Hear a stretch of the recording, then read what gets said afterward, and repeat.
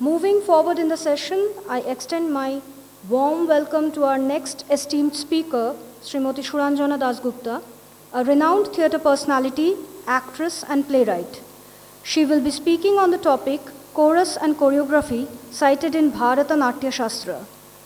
It is our pleasure to welcome Madam on stage for her presentation, and we would also be honored to have you felicitated on stage, our very own Suranjana Di.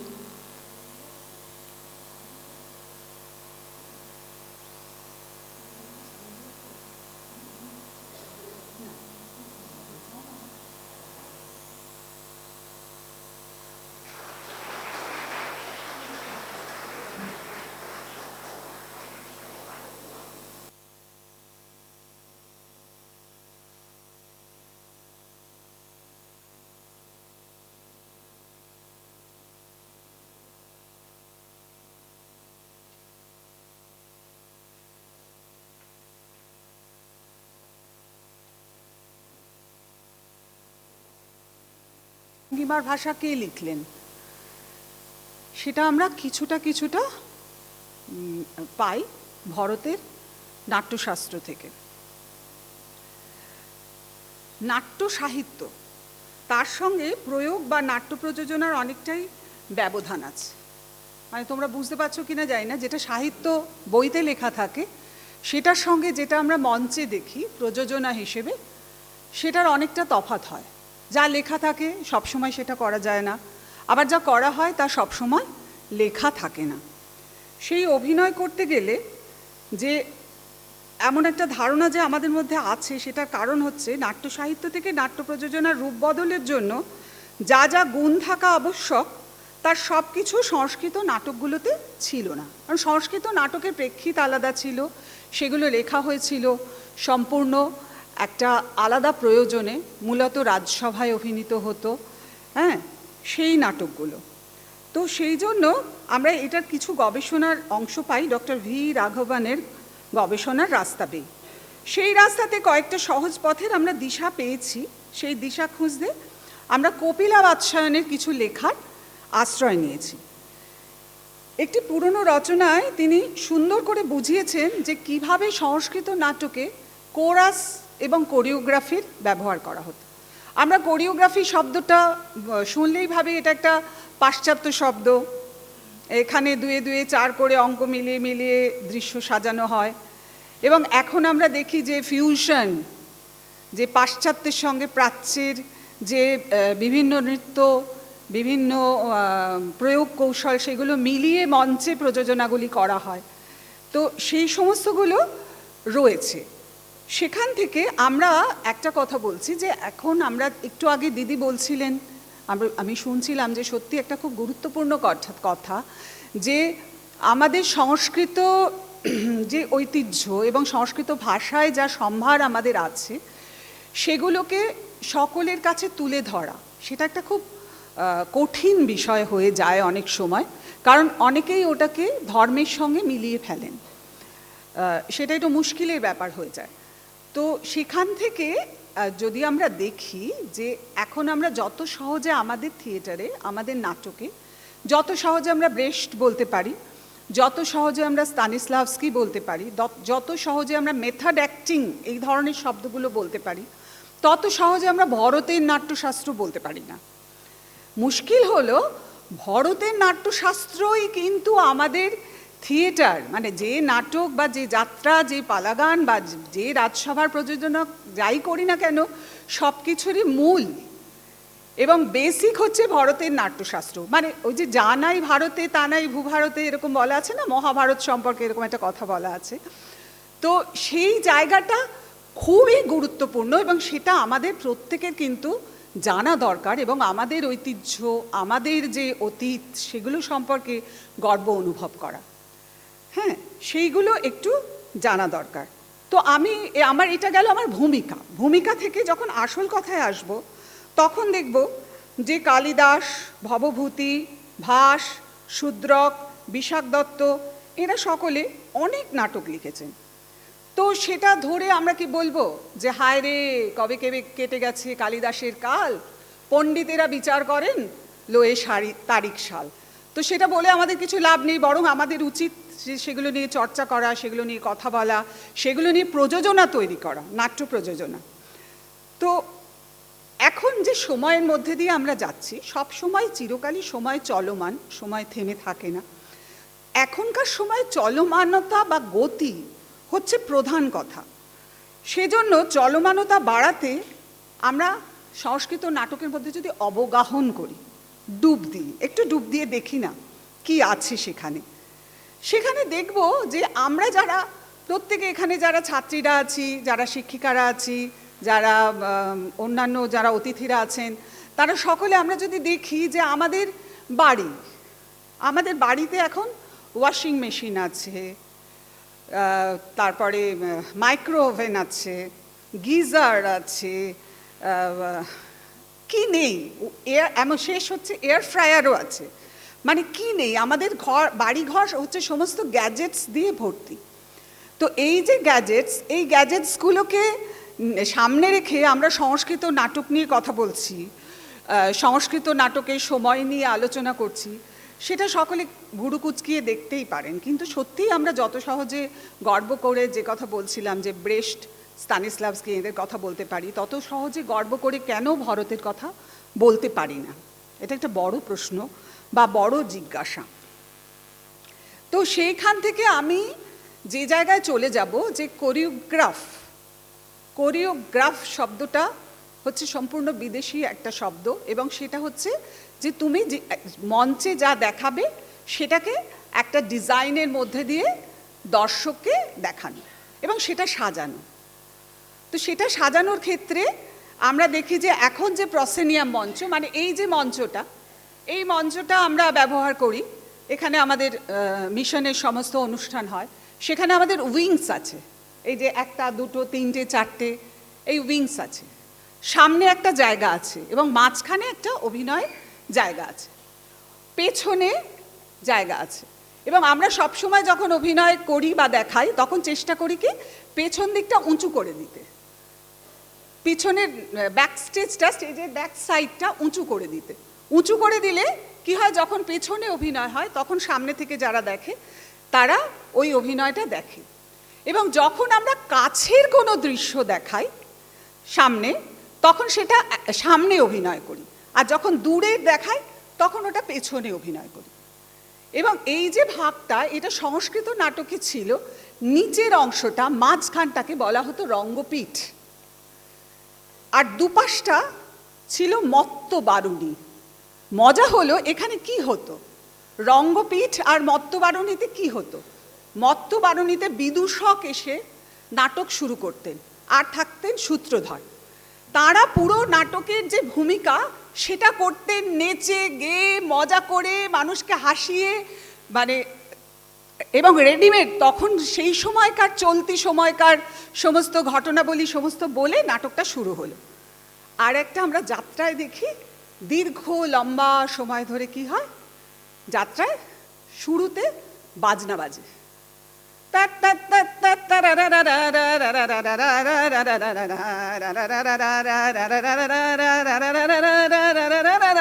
এরকম বাজনা বাজছে, বেজেই চলেছে বেজেই চলেছে বেজেই চলেছে, এই বাজনাটা বাজে এবং গ্রাম, দূরের গ্রাম, আরো দূরের গ্রাম, আশপাশ থেকে সমস্ত মানুষরা এসে জড়ো হন, সেই কি না যাত্রা হবে, যাত্রা দেখতে। সংস্কৃত নাটকে এরকম ভূমিকা সঙ্গীত ছিল।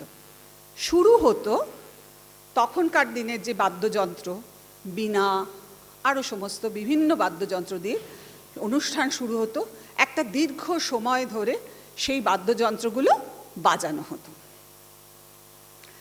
সেখানে বাজানোর পরে বিদূষক আসতেন, সূত্রধার আসতেন, তারা এসে নাটক শুরু করতেন। এবং সূত্রধার হচ্ছেন, তিনি হচ্ছেন সূত্র ধরিয়ে দেন যিনি।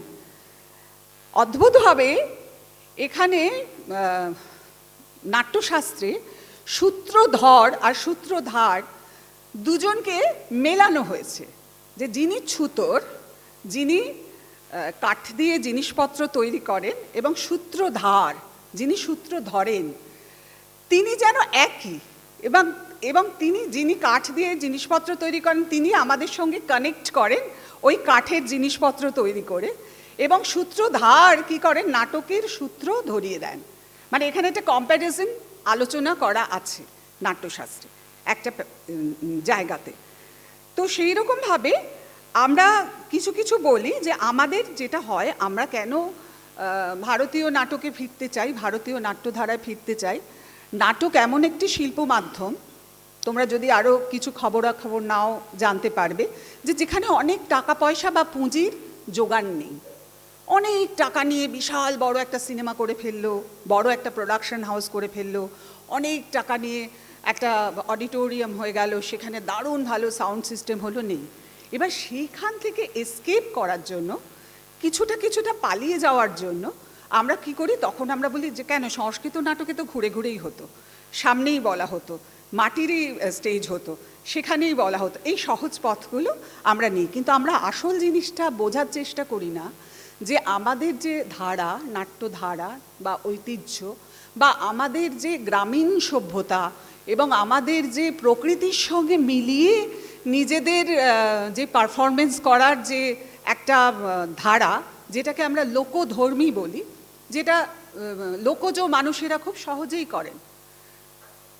ভাওয়াইয়া গান গাইতে গাইতে নদীতে মাঝি চলেছেন, আবার ভাটিয়ালি গাইতে গাইতে চলেছেন, হ্যাঁ, কিংবা যখন খন পালা হচ্ছে কিংবা গম্ভীরা হচ্ছে, সেগুলো সমস্তই কিন্তু লোকধর্মী। মানে একেবারে মাটির মানুষেরা তাদের নিজেদের জীবন জীবিকা থেকে যা সংগ্রহ করে সেইগুলোকেই তারা অভিনয় করে দেখায়। আর এটা কি, এটা হচ্ছে একটা ক্লাস, একটা শ্রেণীর মানুষ, তারা বসে, তারা বোদ্ধা হিসেবে বসে শুনবেন বা দেখবেন। যেমন ক্লাসিক্যাল গানের ক্ষেত্রে যেটা বলা হয় যে রাজা রাজরাদের সংস্কৃতি। তো সেই জন্য আমরা সবসময় যখন আমাদের পয়সা কড়ি থাকে না, তখন আমরা ওই লোকধর্মীর কাছে চলে যাই। আর এই নাট্যধর্মী বা যাকে ক্লাসিক বলি, সেটাতে আমাদের আসতে গেলে তখন আমাদের মনে হয় আমাদের অনেক কিছু লাগবে, অনেক টেকনোলজির সাহায্য লাগবে, সেগুলো নিতে পারি না বলে আবারও আমরা সেই ভারতের নাট্যশাস্ত্রতে এরকম হয়েছিল, বা এরকমভাবে ওরা একটা খোলা জায়গায় এরিনা সিস্টেমে অভিনয় হতো, হ্যাঁ, একটা মাটির স্টেজ থাকতো, নিচে মত্তবারুণী থাকতো, তারপরে রঙ্গপীঠ থাকতো, আর ওপরে যে অভিনয়টা হতো সেটাকে বলা হতো রঙ্গশীর্ষ। সেখানে মূল নাটকটা অভিনয় হতো, বাদবাকি ভনিতা সবটাই নিচে অভিনয় হতো। আর গানের, সংস্কৃত নাটকে গানের যারা সঙ্গীতের লোকেরা, তখন তো লাইভ মিউজিক হতো, তারা পেছনে বসতো। এখনও কিন্তু আমরা নৃত্যনাট্যের ক্ষেত্রে দেখি পেছনে একটা পর্দা দিয়ে তার পেছনে সব গায়ক গায়িকারা বসেন এবং বিভিন্ন চরিত্রে তারা যদি মানে লাইভ অভিনয়ও করেন, যেটার সঙ্গে ঠোঁট মিলিয়ে নৃত্যনাট্যের শিল্পীরা অভিনয় করে, সেটাও তারা সেভাবেই করেন।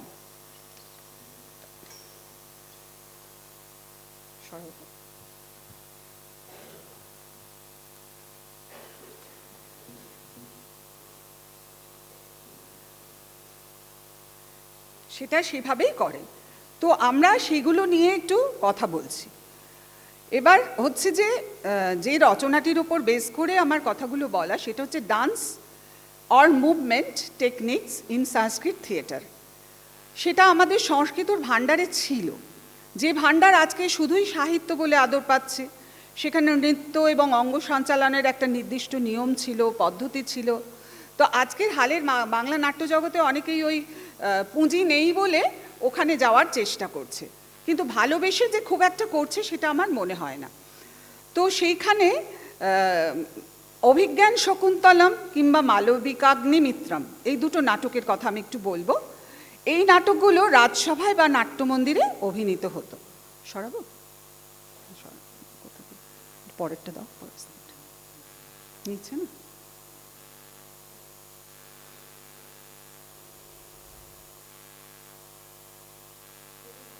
হ্যাঁ, দরকার নেই।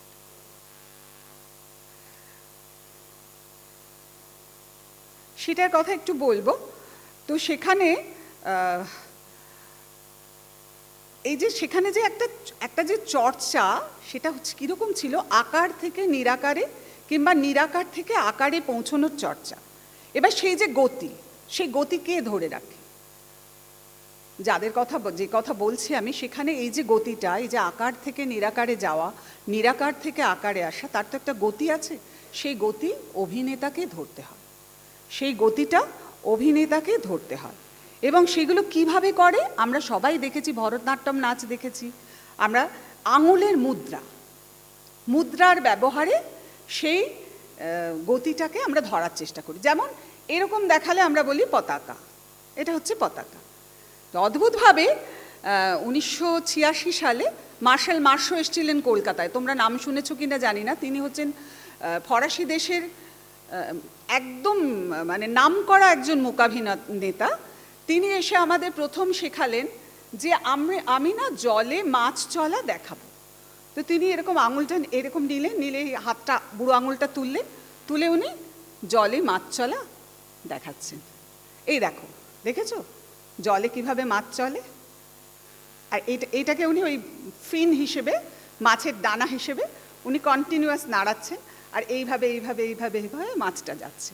এবং উনি বললেন যখন মাছটা যাবে তখন তোমরা কিন্তু মাছটার দিকে তাকিয়ে থাকবে, চোখটা ফেরাবে না। একজন অভিনেতা মাছ যাওয়া দেখাচ্ছে, সে দাঁড়িয়ে রয়েছে, তার শরীরটাও রয়েছে, শুধু মাছটা তো যাচ্ছে না, সে দেখছে এই যে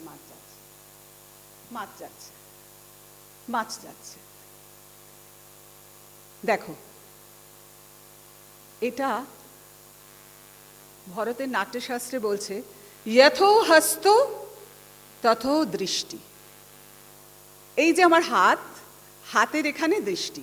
আমরা যখন মার্শাল মার্শোর কাছ থেকে শিখলাম আমাদের মনে হলো বাবা কি দারুণ একটা জিনিস শিখলাম, কিন্তু এটা আমাদের ভারতের নাট্যশাস্ত্রে বলেই দিয়েছে যথো হস্ত তথো দৃষ্টি, যথো দৃষ্টি তথো মনঃ। যেদিকে চোখ দেবে সেদিকে মন দাও। যথো মনঃ তথো ভাব। যেদিকে মন দেবে সেখানেই তোমার ভাব যাবে। যথো ভাব তথো রস। যত ভাব তত রস। আমরা নবরসের কথা জানি, এবং সেই নবরসই কিন্তু এখন অবধি এক্সপ্রেশনের বেসিক মূল 9টি রস। সেই 9টি রস কি কি? 9টি রস হচ্ছে শৃঙ্গার হাস্য করুণা, রৌদ্র বীর ভয়ানক, অদ্ভুত বিভৎস শান্ত। এই যে 9টা রস, এই 9টা রস হচ্ছে ভারতের নাট্যশাস্ত্রের মূল।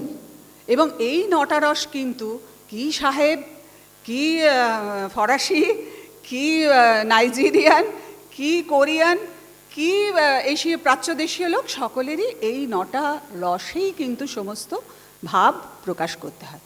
এবার অভিনেতা কি করবেন? অভিনেতা করবেন যে এই ভাবগুলোকে তাকে চর্চা করে আয়ত্ত করতে হবে। চর্চার মধ্যে দিয়ে অভিনেতাকে এই ভাব আয়ত্ত করতে হবে। সেই ভাব আয়ত্ত করার যে চর্চা, সেই চর্চাই হচ্ছে একজন অভিনেতা যিনি ভারতের মতে যিনি চর্চিত অভিনেতা, যিনি 16 ঘন্টা 14 ঘন্টা পরিশ্রম করে যিনি নাচতে পারবেন, যিনি অ্যাক্রোব্যাটিক্স পারবেন, যিনি যোগা পারবেন, এবং সেই সঙ্গে যিনি এই ভাবগুলো সম্পর্কে বিশেষজ্ঞ হবেন, ভাবগুলো সম্পর্কে চর্চা করবেন, তারও বিভিন্ন এক্সারসাইজ আছে, সেগুলো চর্চা করবেন। এরাই হচ্ছেন প্রকৃত অভিনেতা। কাজে নৃত্য তখন একটা খুব ইম্পর্টেন্ট মাধ্যম। তখন নৃত্যের মধ্যে দিয়েই কিন্তু একজন অভিনেতা তার অভিনয়গুলো বোঝাতেন। এখনও আমরা সেটাই করি। আমরা হয়তো এরকম নেচে নেচে করি না, কিন্তু আমরা যে বলি যে আমাদের ভেতরের যে অঙ্গ প্রত্যঙ্গ এবং আমাদের ভেতরের যে সিস্টেম, সেই সিস্টেমটা তো নাচে। না নাচলে আমি অভিনয় করব কি করে? আমার একটা জিনিস দেখে খুব ভালো লাগলো, আমি বললাম কি সুন্দর। আমি যদি এটা কৃত্রিমভাবে বলি তাহলে তো হবে না।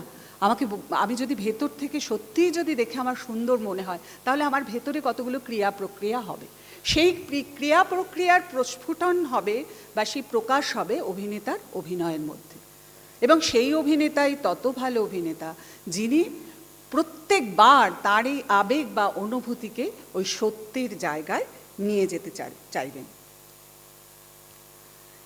একটু আগেই আমি বলছিলাম স্থিরকে আমরা অস্থির করতে চাই। যে একটা জিনিস স্থির, এই যে মাইক্রোফোনটা স্থির, একে আমরা একটু নড়িয়ে দিতে চাই। তারপরে কি আবার অস্থির জিনিসকে আমরা স্থির করতে চাই, দাঁড়াও বসো। একটা বাগানে শকুন্তলা ঘুরছেন, তিনি ভ্রমণ করছেন। ঘুরতে ঘুরতে ঘুরতে ঘুরতে তিনি দেখলেন একটা গাছের উপর একটা প্রজাপতি এসে বসেছে। তিনি প্রজাপতিটাকে লক্ষ্য করে ধীর পায়ে এগিয়ে গেলেন। এগিয়ে গিয়ে তিনি প্রজাপতিটাকে ধরতে চেষ্টা করলেন। টাক করে ধরলেন, প্রজাপতি উড়ে গেল। এবার সঙ্গে সঙ্গে তিনি প্রজাপতিকে দেখছেন, প্রজাপতি উঠছে উঠছে উঠছে উঠছে উঠছে উঠছে উঠছে উঠছে উঠছে উঠছে যা উড়ে বহু দূরে চলে গেল। এবার এই যে দেখানোটা, এই যে অভিনেতা কিভাবে দেখাবে, দুটো পদ্ধতি। একটা হচ্ছে প্রজাপতি ধরলাম, ধরে তাকে মুদ্রার মধ্যে দিয়ে আমি ওড়াচ্ছি ওড়াচ্ছি ওড়াচ্ছি ওড়াচ্ছি ওড়াচ্ছি ওড়াচ্ছি চলে যাচ্ছে। ভরত এটা খুব সুন্দর করে বলে দিয়েছেন যে হ্যাঁ, তুমি মুদ্রা দিয়ে করতে পারো। কিন্তু এখন আমরা পাশ্চাত্য থিয়েটারে কি দেখি? পাশ্চাত্য থিয়েটারে দেখি সেই মুভমেন্টটা, যেটা মূকাভিনয় বলা হয়, মাইম, যেটা পরে এক্সিকিউশন হয়েছে, সে কি করে, সে এই করে এই মুভমেন্টটাকে সে তার শরীরে নেয়। প্রজাপতি উঠছে উঠছে উঠছে উঠছে উঠছে উঠছে চলে গেল। সে সেই মুভমেন্টটাকে তার মুখে এই প্রজাপতিটাকে দেখছে, যেভাবে যেভাবে যেভাবে প্রজাপতিটা উঠছে। তো এই যে দুটো পদ্ধতি, এই দুটোর সঙ্গে ভীষণই মিল, এদের মধ্যে কোনো অমিল নেই। তো শব্দ, ধ্বনি, চলমানতা, রেখা সব কিছু মিলেমিশে একাকার হয়ে যায় এই মঞ্চের ক্যানভাসে। রস অর্থাৎ নবরস, রসের কথা আমি বললাম। রসের অভিজ্ঞতা আর বোধই তো আসল হচ্ছে তার অনুভব বা অনুভূতি। কেউ যদি জানতে চায় দুঃখ কেমন দেখতে, বলতে পারবো, কিন্তু দুঃখ পেলে ঠিক বুঝতে পারবো যে দুঃখ কেমন দেখতে। আর কেমন হয় আনন্দ দেখতে, আমরা বলতে পারবো না। এগুলো সবটাই যে অনুভব বা অনুভূতির চর্চা, সে কথাটা ভরত তাঁর নাট্যশাস্ত্রে পদে পদে বলেছেন। তিনি বলেছেন নাটক হচ্ছে দৃশ্য এবং শ্রব্য মাধ্যম, যাকে আমরা দৃশ্য শ্রাব্য মাধ্যম বলি। এর ভিত্তি হচ্ছে বৈদিক আচার অনুষ্ঠান, সেই সময়টা আমাদের দেখতে হবে, যার নাম যাজন। আর একটা শব্দকে নাট্যচর্চার ক্ষেত্রে গুরুত্ব দেওয়া হচ্ছে, সেই শব্দটা হচ্ছে যোগ বা যোগা। নাট্যচর্চার জন্য যে নিবিড় মনঃসংযোগ প্রয়োজন, যোগ সাধনাই একমাত্র পারে সেই মনঃসংযোগকে সেই নিবিড় বা গভীর পর্যায়ে পৌঁছে দিতে।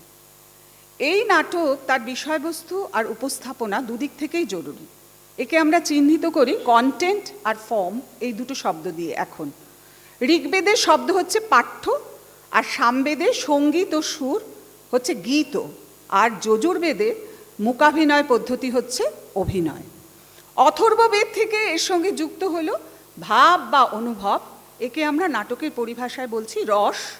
তাহলে যেটা মোদ্দা দাঁড়ালো সেটা হচ্ছে পাঠ, গীত, অভিনয়, আর রস হলো ভরত প্রণীত নাট্যশাস্ত্রে রসদ। তো আমরা প্রথমে বলি যে দেখো, আমরা সবাই বলি, কিন্তু কি বলি? বাচিক অভিনয় বলি না? সেটাই হচ্ছে, জোর করলো নাকি, সেটাই হচ্ছে পাঠ্য। তো এই পর্বে নাটকের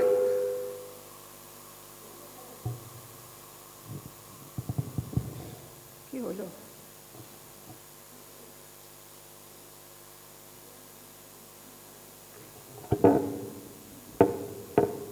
নাটকের সংলাপ বলার জন্য চাই অর্থ আর ধ্বনির বোধ, সেই সঙ্গে শব্দের অংশ, শব্দ, তার উচ্চারণের কায়দা, চাই ছন্দবোধ।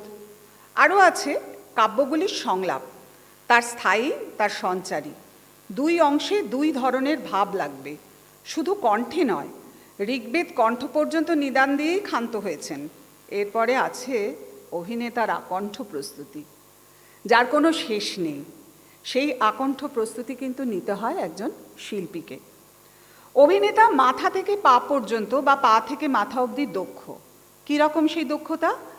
আজকাল কলকাতা তথা বাংলার মঞ্চে যে অভিনয় আমরা দেখি, তাতে বেশিরভাগেরই মুখ নড়ে তো শরীর চলে না, শরীর চলে তো মুখ নড়ে না। হ্যাঁ, এরকম একটা অদ্ভুত জিনিস আমরা দেখি, কোঅর্ডিনেশনের অভাব। এবং আসলে যে শরীর আর মনের যে একটা অসম্ভব সম্পর্ক, আমি যদি ভালোভাবে কথা বলি আমার শরীরের মধ্যে যে ক্রিয়া প্রতিক্রিয়াগুলো হয় সেগুলো আমরা লক্ষ্য করি না। আবার আমি যখন শরীরের ক্রিয়া প্রতিক্রিয়া করি, দুটো ডিগবাজি খাই, তখন আমার যে শব্দ, যেরকম ধরনের শব্দ বেরোয়, সেগুলোর মধ্যে কোঅর্ডিনেশন অনেক সময় আমরা লক্ষ্য করি না। তো এটা হচ্ছে মানে কি বলবো, ধরো একটা নাটকে দেখা যাচ্ছে একটা শবদেহ বয়ে নিয়ে যাচ্ছে, তার পেছনে আত্মীয় স্বজন হাহাকার করতে করতে চলেছে। আমি কিছুদিন আগে একটা নাটক দেখেছিলাম, তার পেছনে তার লোকেরা যাচ্ছে, মনে হচ্ছে তারা পার্কে বেড়াতে বেরিয়েছে। তো সেটা হলে কীরকম হবে? আর একটা শবদেহ, যার আত্মীয় মারা গেছে, যাদের নিয়ে গেলে তাদের যে ভঙ্গিগুলো, তাদের ছোট ছোট দেহভঙ্গি দিয়েই কিন্তু বোঝাতে হবে, সত্যি সত্যি কাঁদতে হবে না, দিয়েই যাতে বোঝানো যায় যেটা দর্শকের কাছে বিশ্বাসযোগ্য হয়ে গেছে। তো এটা হচ্ছে হয়ে ওঠে। তো এটা হচ্ছে কণ্ঠের কথা। এবার আঙ্গিক অভিনয়। ফুল ছাড়া কি মালা গাঁথা যায় না। আঙ্গিক অভিনয়ের প্রত্যেক পরতে গুরুত্ব দেওয়া হয়েছে, আমরা এর উল্লেখ পাই যজুর্বেদে। প্রথমত দর্শকের সঙ্গে এই আঙ্গিক অভিনয় দিয়ে সেতু রচনা হয়। যেমন আমি একটু আগে দেখালাম যে কীরকম অঙ্গভঙ্গির মাধ্যমে হয়, এটা হয়তো তোমরা করলে আরও ভালো দেখাতে পারবে, বা এইটা ফাঁকা স্টেজ থাকলে এখানে আমি যখন ঘুরে ঘুরে করে দেখাতে পারবো, তখন আরও চমৎকার করে বোঝাতে পারবো। এই যে প্রজাপতি উড়ে উড়ে চলে যাচ্ছে, প্রজাপতিকে ধরার চেষ্টা করছেন নায়িকা শকুন্তলা, তার যে অঙ্গভঙ্গি বা জেস্চার বা পশ্চার, সেগুলো সমস্তটাই এর সঙ্গে সম্পর্কিত। আর লোকধর্মী নাট্যধর্মীর কথা তোমাদের বলেই দিয়েছি। আঙ্গিক অভিনয়ের আরেকটি কথা হলো, দর্শকের সঙ্গে সরাসরি সংযোগের সবচেয়ে গুরুত্বপূর্ণ মাধ্যম এটা ঠিকই, কিন্তু নাট্যাভিনয়ের সংলাপ, উচ্চারণ আবার গীত দুটোরই গুরুত্ব আছে। হ্যাঁ, নির্দিষ্ট ভাষার বেড়া ভেঙে যে কোনো কিছু দর্শক সহজে বোঝেন কিন্তু শরীরী ভাষা। ধরো আমি যদি বাংলা না বুঝি, সেরকম ধরো তোমরা কেউ বাংলা বোঝো না, আমি বাংলায় কথা বলে যাচ্ছি, সেক্ষেত্রে তোমাদের অসুবিধা হতেই পারে। কিন্তু যদি শরীরী ভাষা হয়, আমি একটা ছোট্ট জিনিস এখানে করে দেখাচ্ছি, দেখো শরীরী ভাষা হলে ব্যাপারটা কত সহজে কমিউনিকেট করবে।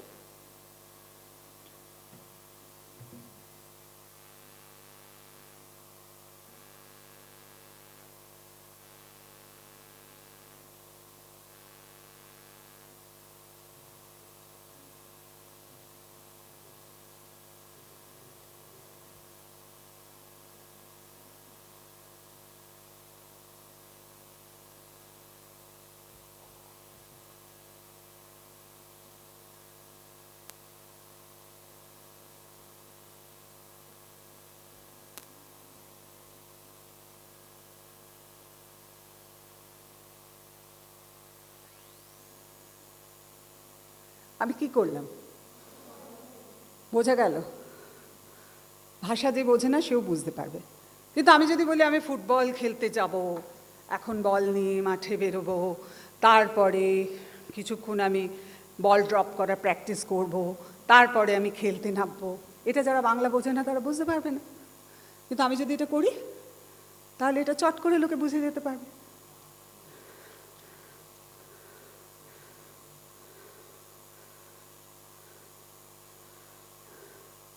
তো নাট্য প্রযোজনা ঠিক এরকম একটা ব্যাপার।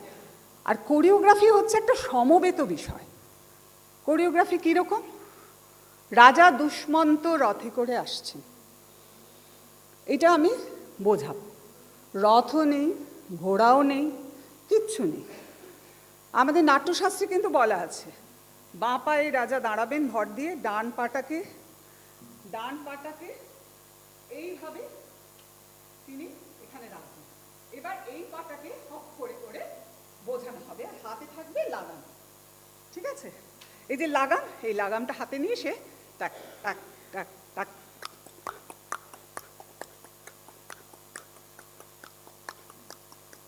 আসছে। এবার এটা প্রথম যখন আসছে তখন ঘোড়া ছাড়লো, এবার যাচ্ছে।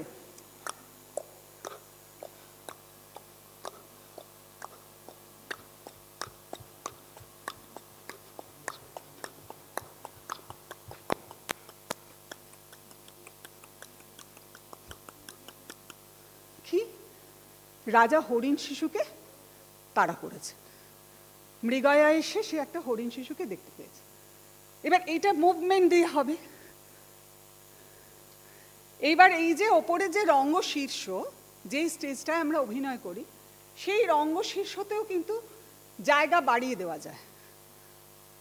এই রঙ্গশীর্ষতেই আমি দেখিয়ে দিতে পারি কিভাবে আমি 5 মাইল পথ চলে এলাম। কি করে দেখাবেন এইটুকু জায়গার মধ্যে 5 মাইল পথ? হ্যাঁ, সেটা কিরকম? ভরত বলছেন তুমি যদি মুভমেন্টটা সার্কুলার করো, ঘুরিয়ে করো এবং ছোট ছোট পায়ে যাও, তাহলে তোমার যেই মুহূর্তে এখান থেকে ঘুরে গিয়ে তুমি একটা রাউন্ড কমপ্লিট করছো, দর্শক ধরেই নেবে তুমি অনেকটা পথ চলে এসছো। আবার কি, তুমি আঁকা বাঁকা সর্পিল পথ দিয়ে যাচ্ছ, এইটুকু জায়গার মধ্যেই তুমি সেই ভাগটা করে নিলে। কিছুটা গিয়ে ঘুরে, আবার গিয়ে ঘুরে, আবার গিয়ে ঘুরে, আবার গিয়ে ঘুরে, আবার গিয়ে ঘুরে, মনে হবে আরে বাবা কত মাঠ ঘাট বাঁট সব পার হয়ে যাচ্ছে। হ্যাঁ, এগুলো সমস্ত কিন্তু ছোট্ট ছোট্ট করে বোঝানো আছে। তো মানব শরীরের মুভমেন্টের এই যে ব্যবহার, এই সবটা কিন্তু করতে হবে কিভাবে? মূল যে নাটকটা আমরা অভিনয় করব, সেটাকে সামনে রেখে। সেই জন্য এই যে নাট্য রচনা, সেই নাট্য রচনা খুব গুরুত্বপূর্ণ। আমরা বারবার অভিজ্ঞান শকুন্তলমের কথা বলছি। নাট্যশাস্ত্রের কয়েকটি পাতা উল্টে আমরা পাই স্পেসের সঙ্গে মুভমেন্টের একটা জরুরি সংযোগ তৈরি করতে হয়। স্পেস মানে কি? স্টেজ। আমাদের কাছে স্পেস মানে মঞ্চ, রঙ্গপীঠ, রঙ্গশীর্ষ, মত্তবারণী। আর পেছনে হচ্ছে নেপথ্য গৃহ। তখনকার গ্রিন রুমের কনসেপ্ট কি ছিল? পেছনে থাকবে নেপথ্য গৃহ, যেখান থেকে সাজ করে অভিনেতারা বেরিয়ে আসবেন। এবং এই যে কার্টেন বা উইং, এর কোনো ধারণা তখন ছিল না। এটা আমরা কিন্তু পাশ্চাত্য থেকে নিয়েছি। কার্টেন বা উইং নিলে একটা সুবিধে কি, আমি নিজেকে ঢাকা দিয়ে দিতে পারি, আমি নিজেকে ঢেকে ফেললাম। কার্টেন দিয়ে বন্ধ করে স্টেজ সাজিয়ে নিলাম, কার্টেন খোলা হলো, দেখা গেল স্টেজের মধ্যে নিমেষে বাগান রচনা হয়ে গেছে। আবার কার্টেন বন্ধ হয়ে গেল, আবার দেখা গেল স্টেজের মধ্যে একটা কারখানা দেখানো হলো, কার্টেন খুলল। কিন্তু এখানে উপকরণের ব্যবহার এতই কম ছিল, প্রপার্টিজের ব্যবহার, যে সবটাই কিন্তু অভিনেতারা করতেন। মজার বিষয় হচ্ছে পরবর্তীকালে আমরা বাদল সরকার বলে একজন মানুষকে পাই, যিনি তার শরীরী ভঙ্গি দিয়ে নানান রকমের চিত্রকল্প তৈরি করতেন স্টেজে। হ্যাঁ, সেখানে যেমন চাষারা জমি চাষ করছে দেখাচ্ছে, কারখানায় কাজ হচ্ছে দেখানো হচ্ছে, রাস্তা দিয়ে মানুষ যাচ্ছে দেখানো হচ্ছে, হ্যাঁ, দুটো দলে মারামারি হচ্ছে দেখানো হচ্ছে, এবং কখনো দেখানো হচ্ছে কি মানুষরাই চেয়ার টেবিল সেজে ফেলছে, যে সবাই মাথা নিচু ঘাড় নিচু করে দাঁড়িয়ে গেল, তার পিঠে সবাই পেছনে পিঠের যে সোজা অংশটাতে সবাই বসে পড়লো পটপট করে, এবং তাদেরকে চেয়ার। এটা মেনে নিতে কিন্তু লোকের অসুবিধা হয় না। এখানে আমি আরেকটা প্রবন্ধ বলবো, ছাত্রীরা অবশ্যই পড়বে, রবীন্দ্রনাথের রঙ্গমঞ্চ। সেখানে উনি বারবার বলেছেন যে দর্শক কিন্তু তার কল্পনা শক্তিকে তালা বন্ধ করে আসেন না। দর্শক কিন্তু চায় যে আমি একটু ভাবি যে আচ্ছা ওই যে ও চলে গেল, ওটার পেছনে একটা নদী নিশ্চয়ই আছে। এই কিন্তু দর্শক মনে মনে ভেবে নেবে। তখনও বলবেন না নদী নেই কেন, এ কি আপনি নদী দেখান, ছি মিথ্যে কথা বললেন, এটা কখনো বলবে না। এই মিথ্যাচার তো আমরা প্রতিনিয়ত করি, এবং এই মিথ্যাচারের দরজা যেভাবে ভরতমুনি আমাদের সামনে খুলে দিয়েছেন, সেটা আমরা যত চর্চা করব, যত দেখব, তত দেখব না সত্যি তো সব কিছুর একটা উপায় আছে। হাওদা হাতি, একটা হাতির মুভমেন্ট পুরো মানুষ দিয়ে দেখানো হয়ে গেল। কিরকম? সেখানে কিন্তু কোনো হাতি নেই, একটা বড় হাওদা তৈরি করা হলো, সেই হাওদাটা বয়ে নিয়ে আসে। হাওদাও নেই আমি ধরছি, দুটো ফাঁকা লাঠি, সেই লাঠির ওপর একজনকে বসানো হলো, সামনে দেওয়া হলো, সামনে পর্দা, রঙিন পর্দা ঝুলিয়ে দেওয়া হলো, আর আশপাশে সমস্ত মানুষ তাকে বয়ে নিয়ে আসছে। হাতি ওই হাওদায় করে হাতি আসছে, এটা দেখিয়ে দেওয়া হলো। সমস্ত কিছু কিন্তু আছে।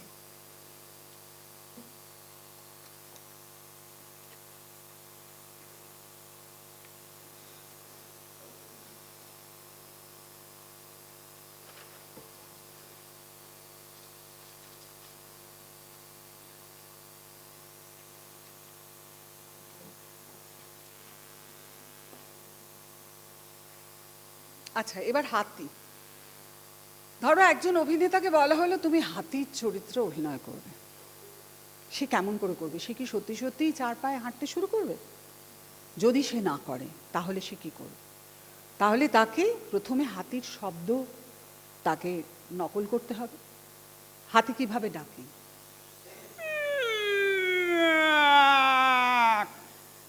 এরকম একটা ডাক। এবার সেই ভঙ্গিটা সে করবে, তাকে সুর না দিলেও মনে হবে আরে এ তো হাতি। একটা লোক এসে দাঁড়ালো কালো পোশাক পরে, এসে সে মাথা নিচু করে তারপর এরকম একটা করলো। বললো আরে এ তো সত্যি সত্যি হাতি, কি করে সম্ভব হলো এটা? তো এই যে হাতি, আরেকটা হচ্ছে হাঁস। মানে আমি কতগুলো তুলেছি, মানে সব কটা করা সম্ভব না, সবই করা সম্ভব, সব করে তোমাদের এক্ষুনি দেখাতে পারবো না। যেমন ধরো হাঁস, হাঁসের হাঁটা তোমরা লক্ষ্য করেছো? হাঁস কিভাবে হাঁটে? হাঁস সবসময় এরকম এরকম করে হাঁটে।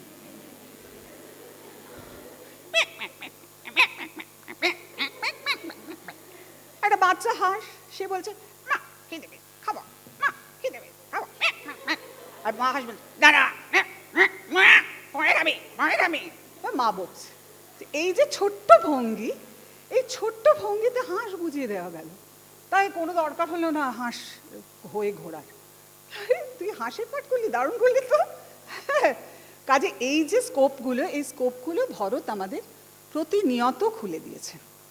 কিংবা ধরো কাক, আমরা আমাদের অনেক নাটকে কিন্তু কাকের চরিত্র দেখি, কাক চরিত্র বলে মনোজ মিত্রের একটা নাটকই আছে, কাক।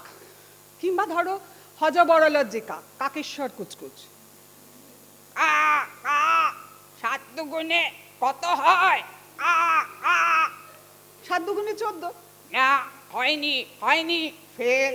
7 দুগুণে 14 নামে 4, হাতে রইল পেন্সিল।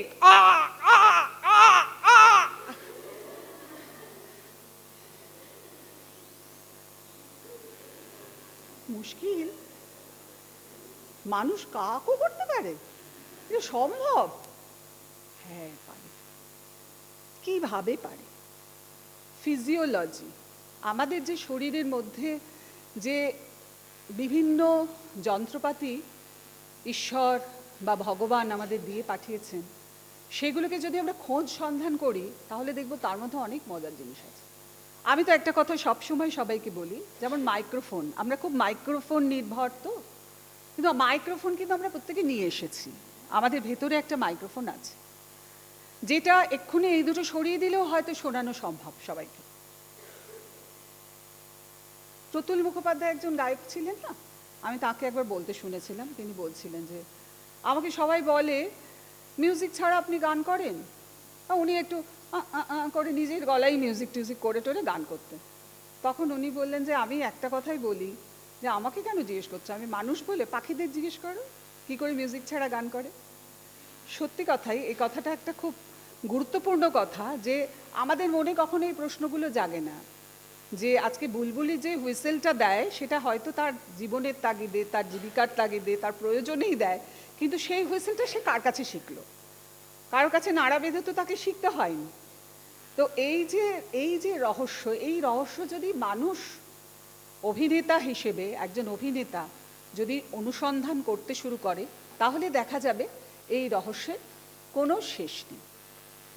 এবার আমি কোরিওগ্রাফির কথায় আসবো, যে উনি না অনেকগুলো জিনিস বলেছেন। একটা ছিল পিণ্ডিবদ্ধ। পিণ্ডিবদ্ধটা কীরকম? পিণ্ডবদ্ধ। সমস্ত আর্টিস্টরা, তার যে ডান্সাররা সব এক জায়গায় জড়ো হয়ে যাবে। এবার আস্তে আস্তে ওই জড়োটা খুলছে, খুলতে খুলতে খুলতে খুলতে খুলতে খুলতে নাচতে নাচতে দেখা যাচ্ছে সবাই ছড়িয়ে পড়ছে আস্তে আস্তে আস্তে আস্তে, এবং একদল সামনে আসছে, তারপরের দল পেছনে আসছে, তারপরের দল পেছনে আসছে। আমরা করি না যে যাদের একটু উচ্চতা কম তাদের সামনে দিই, তারপরে একটু যাদের উচ্চতা বেশি তাদের তার পরের লাইনে দিই, তারপরে যারা লম্বা তাদেরকে পেছনের লাইনে দিই, এইভাবে সাজাই। এবং যখন ওই ঘুরে ঘুরে নাচ হচ্ছে তখন সেটা হচ্ছে একটা প্রাকৃতিক নাচ। আবার যখন রাজসভায় নর্তকী নৃত্য হচ্ছে তখন সেটা সোজা, সেটা গোল নয়, সেটার মানে ভঙ্গিটা হচ্ছে একদম জ্যামিতির মতো, কারণ সেখানে দর্শক বসে রয়েছেন সামনে এবং নর্তকী নৃত্য পরিবেশন করছেন। রাজা দেখছেন এবং রাজপারিষদরা দেখছেন। আর ঘুরে ঘুরে কখন নাচ হচ্ছে? যখন একটা জঙ্গলে কাঠ কাটার দৃশ্য হচ্ছে, ফুল তোলার দৃশ্য হচ্ছে, আনন্দের দৃশ্য হচ্ছে, দোল দুর্গোৎসব দেখানো হচ্ছে, উৎসব দেখানো হচ্ছে, তখন ওই নাচটা দেখাচ্ছে গোল গোল গোল গোল করে। হ্যাঁ, এই যে বিষয়গুলো, এই বিষয়গুলো প্রয়োগ কিন্তু আমরা ভারতীয় থিয়েটারে বারে বারে দেখেছি। সেখানে দু একজনের নাম আমি বলবো। একজন হচ্ছেন হাবিব তানভীর, তিনি মৃত্তিকা গাড়ি করেছিলেন এবং মৃত্তিকা গাড়ি করেছিলেন ওনার ছত্তিশগড়ি ভাষায়। ওনার কিন্তু ওনার যে লোকধর্মী যে ওনার যে আর্টিস্টরা অভিনয় করতো, যারা চাষবাস করেন ছত্তিশগড়ে, তাদের দিয়েই উনি মৃত্তিকা গাড়ি করিয়েছিলেন। কিন্তু নাটক কি না মৃচ্ছকটিকম, সেটা অভিনয় হচ্ছে। একটু আমাদের খারাপ লাগেনি, অসম্ভব সুন্দর একটা কাজ হয়েছিল। তারপরে যদি আমরা বলি যে কে.এন. পানিক্কর, উনি কিন্তু সাউথ ইন্ডিয়ার এবং উনি চিরকাল দক্ষিণী নাট্য নির্দেশক এবং উনি চিরকাল সংস্কৃত নাটক নিয়ে কাজ করেন, দীর্ঘ সময় ধরে উনি কাজ করছেন। রতন থিয়াম, তোমরা নামগুলো শুনেছো কিনা জানি না। রতন থিয়াম হচ্ছেন নর্থ ইস্টের একজন নির্দেশক, সম্প্রতি উনি গত হয়েছেন। উনি চক্রবুহম বলে ওনার একটা প্রযোজনা আছে, সেটা অসাধারণ এবং সেটা পুরোটাই মণিপুরী নৃত্যের আদলে পরিবেশন করা এবং অভিনেতারাও সেই যে মণিপুরী মার্শাল আর্ট, মণিপুরী নাচের ফর্ম, সেগুলোকে ব্যবহার করা হয়েছে, কিন্তু স্টাইলটা পুরো সংস্কৃত নাটকে যেভাবে পরিবেশন করা হতো সেইভাবে। এইরকম অনেকে আছেন। আমাদের বাংলায় একজন কাজ করেন, পিয়াল ভট্টাচার্য। তোমরা ইউটিউব সার্চ করলে তার কাজকর্ম দেখতে পাবে, দেখবে যে তিনি কি চমৎকারভাবে উনি পরিবেশনটা করেন। তো যাই হোক, এইগুলো হচ্ছে আমার উদাহরণ। এবার অভিজ্ঞান শকুন্তলম নাটকে বিদ্যাসাগরের অনুবাদ। কথা থাকলে কি সুবিধা, কথা না থাকলে কি সুবিধা। কথা না থাকলে এটা আমি দেখালাম। সেখানে কি হচ্ছে, ঝোপের আড়াল থেকে দুষ্মন্ত শকুন্তলাকে দেখছেন আর আপন মনে বলছেন শকুন্তলা সেই অপরূপ রূপের কথা। ঈশ্বরের নিখুঁত সৃষ্টিতে তিনি ডুব দিচ্ছেন তারই স্বগতোক্তির মাধ্যমে। শকুন্তলাকে তো ঈশ্বরের সৃষ্টি বলেই সবাই মান্য করি। ইহারা আশ্রমবাসিনী, ইহারা যেরূপ, এরূপ রূপবতী রমণী আমার অন্তঃপুরে নাই।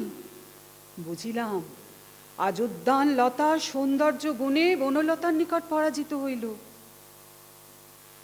এই বলে তিনি গাছের নিচে দাঁড়িয়ে আছেন।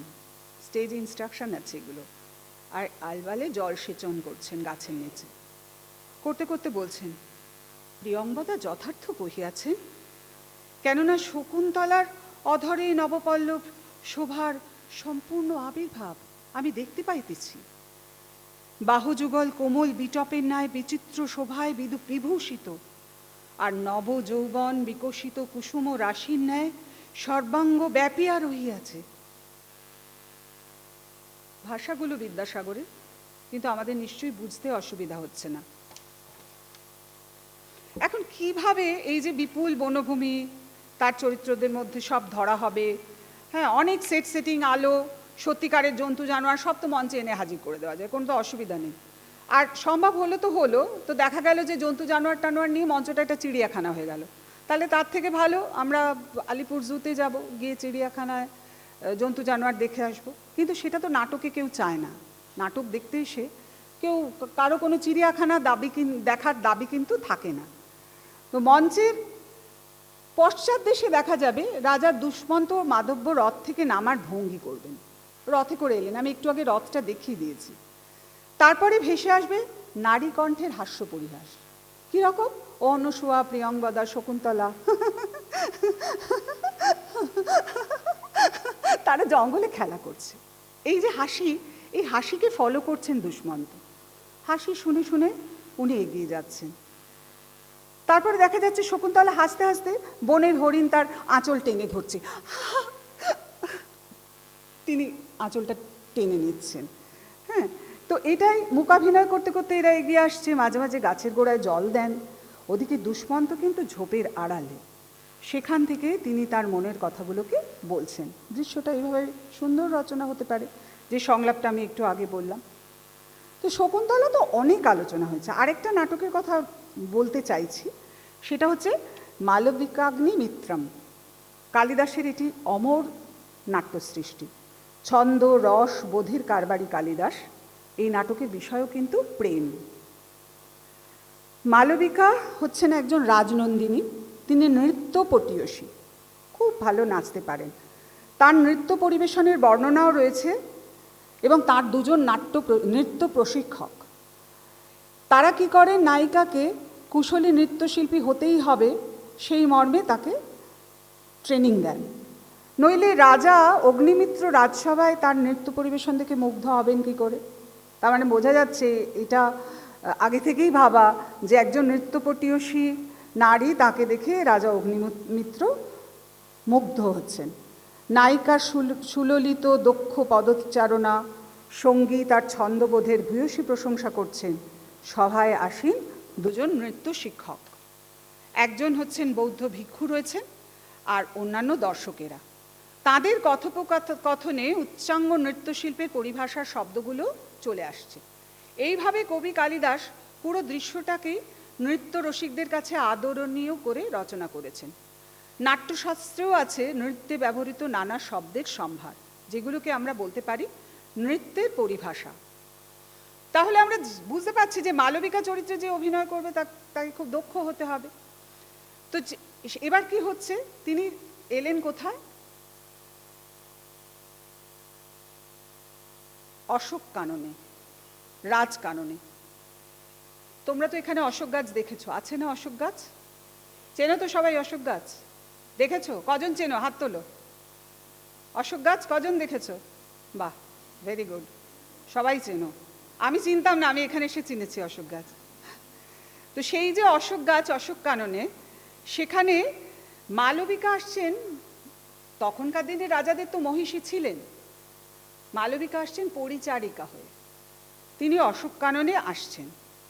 এবার অশোক বৃক্ষ কি করে, একজন যৌবনবতী রমণীর আলিঙ্গনের অপেক্ষায় থাকে। এটা মিথ, এটা প্রচলিত কাহিনী। কীরকম? যুবতীর আলিঙ্গন পাশে আবদ্ধ হওয়ার পর তার শাখায় কুসুম ফুটে ওঠে, কুসুম আসে, কুঁড়ি আসে। আনন্দিত হর্ষিত পুলকে সে নিজেকে পুষ্প শোভিত করে। মঞ্চের এক প্রান্তে এই দৃশ্য রচনা হচ্ছে, আর মালবিকা এই বিশেষ আচার মঞ্চে পালন করছেন, যেখানে বৃক্ষও নেই, বনলতাও নেই। মঞ্চে কোনো বস্তুর সাহায্য না নিয়ে শুধুমাত্র নৃত্য ভঙ্গিমায় এই দৃশ্য রচিত হচ্ছে। মালবিকার অঙ্গুলি, হস্ত, ভঙ্গিমা, দাঁড়ানোর শরীরী মূর্তি, সেগুলোই সূচিত করবে মঞ্চচিত্র। তার আঙুলের আর করতলের বিন্যাসে সম্পূর্ণ মূকাভিনয়ে আঁকা হবে অশোক বৃক্ষের ছবি। তার আঙুল চলছে, এই চলছে, দেখা যাবে অশোক বৃক্ষ, দেখা যাবে দর্শক অশোক বৃক্ষকে দেখতে পাবে।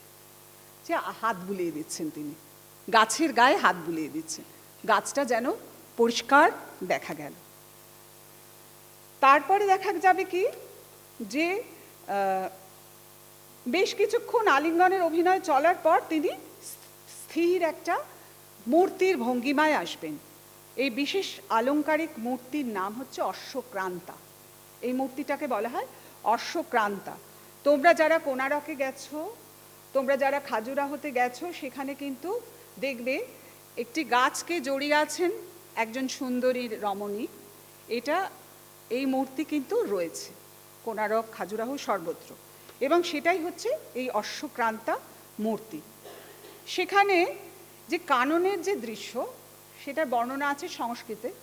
এটা আমি একটু নিজে একটা অক্ষম চেষ্টা করেছি অনুবাদ করার, সেটা একটু শোনাচ্ছি। রাজা অগ্নিমিত্র বলছেন, চিন্তা করছেন, করে বলছেন, হে বন্ধু, তবে আমাকে সেই প্রমোদ বনের পথ দেখাও। এবার বিদূষক, সে তো সবসময় মজা করে, সে বলছে এদিকে এদিকে প্রভু।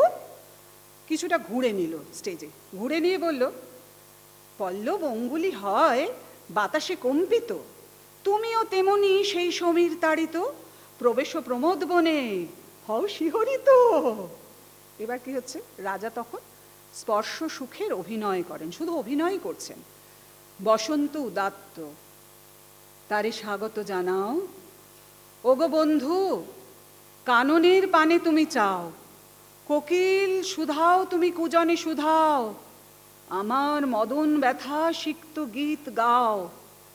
দক্ষিণ পাবন স্পর্শকৃত্তি আমার, আম্র মুকুলিয়ার বায়ুতে জোয়ার, বাতাসে তাহারি হই ব্যাকুল সওয়ার, শিহরিত স্পর্শে তার অতীব কোমল, এ শুধু বসন্ত আনি সিক্ত পরিমল।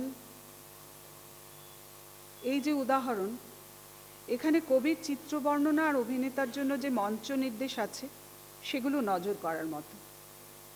তোমরা শুনলে কি স্পর্শ সুখের অভিনয়। এই অভিনয় কি শরীরে ফোটানো খুব সহজ? এজন্য অভিনেতাকে কিন্তু কিছুটা নির্লজ্জ হতে হবে। আচ্ছা, আর বিশেষ দক্ষতা তো লাগবেই। অভিনেতার দক্ষতাই কিন্তু কালিদাসের নাট্য সাহিত্যকে অন্য মায়া দিতে পারে। আমি তো অনেক কিছু বলে ফেললাম। তোমরা জানি না কি বুঝলে বা কতটা তোমাদের ভালো লাগলো। এরকম আরও অনেক নমুনা আছে। স্বপ্ন বাসবদত্তা বলে একটি নাটক আছে, সেখানেও বর্ণনা আছে। আর বিভিন্ন নাচের যে ধারা, হ্যাঁ, বিভিন্ন নাচের যে ধারা, তার মধ্যে ভরতনাট্যম, মোহিনীআট্যম, কুচিপুড়ি, এগুলো তোমরা শুনেছ। এগুলোর মধ্যে কিন্তু আমরা এর নমুনা পাই এবং এরা কিন্তু ভরতের যে পদ্ধতি সেটাকেই অনুসরণ করেন। তো আমার গানের পালা এবার সাঙ্গ করব। আজকে তো আমরা বহু দূরে চলে এসেছি না, সংস্কৃত নাটকের থেকে অনেক অনেক অনেক যোজন দূরে। যাত্রাপালা, কবিগান, পেশাদার মঞ্চ থেকে গণনাট্য হয়েছে, তার প্রচার হয়েছে, তার প্রসার হয়েছে। আজকে নাট্য প্রযোজনাগুলোকে আমরা দেখতে যেতে হলে আমাদের যেতে হবে কলকাতার কয়েকটা ঠান্ডা প্রেক্ষাগৃহে, গিরিশ মঞ্চ, রবীন্দ্র সদন, কিংবা academy of fine arts, Madhusudan মঞ্চ, এই সমস্ত জায়গায়। কিন্তু এই হুহু উষর সময়েও যেটুকু সদর্থক চেষ্টা বা আগ্রহ আছে সেটা কিন্তু অনেকটা মরুদ্যানের মতো। কীরকম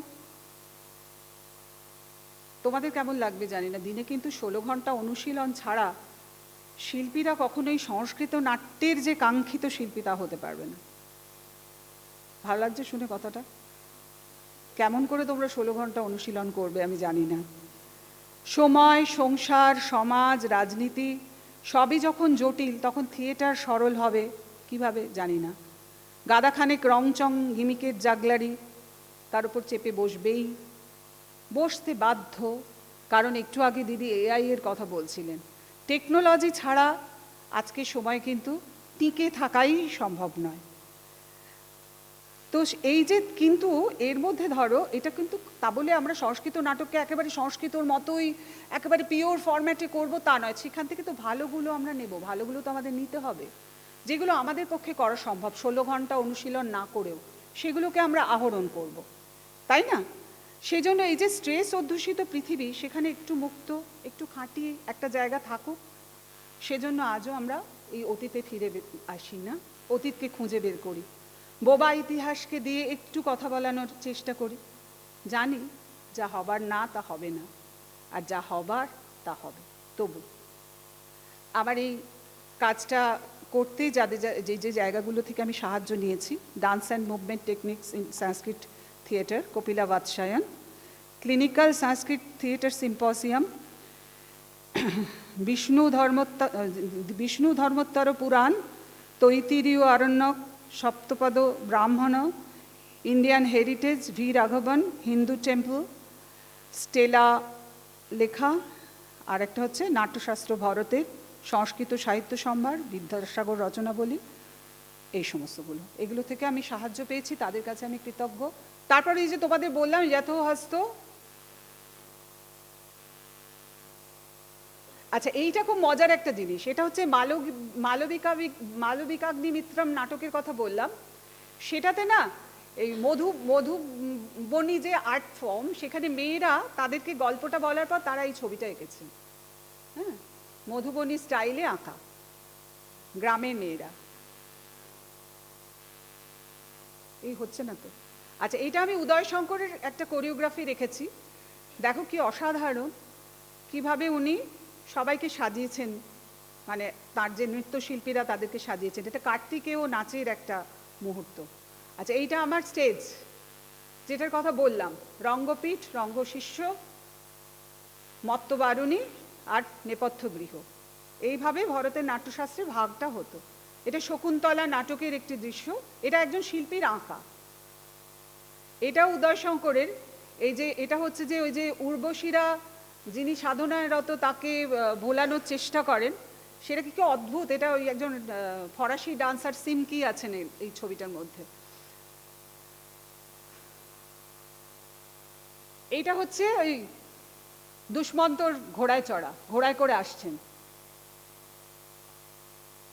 এটা আবার ওই রাজসভার নৃত্য পরিবেশন হচ্ছে। এটা শেষ। থ্যাংক ইউ, সবাইকে অনেক ধন্যবাদ শোনার জন্য।